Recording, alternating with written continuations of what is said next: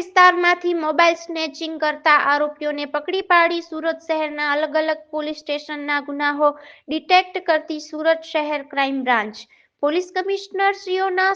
સુરત શહેર વિસ્તારમાં બનતા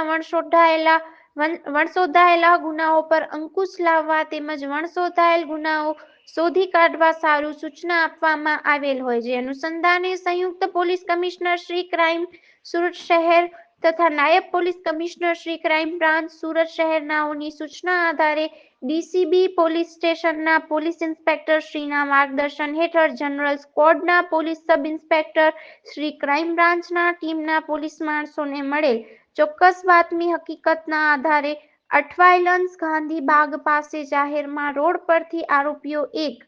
જતીનકુમાર ઉર્ફે પેપર વિનોદભાઈ પ્રજાપતિ તથા સચિતાનંદ ઉર્ફે રાજ કામેશ્વર પાસવાન નાઓએ પકડી પાડવામાં આવેલ છે. આ કામે પકડાયેલ આરોપીઓની પ્રાથમિક પૂછપરછ કરતા બંને આરોપીઓ બેકાર હોય અને પોતાના અંગત ખર્ચ સારું મોબાઈલ સ્નેચિંગ કરી વેચી દઈ તેમાંથી મળેલ પૈસા પોતાના અંગત વપરાશમાં લેવાની કબૂલાત કરેલ છે. Story report by Haresh Rajput, Surat.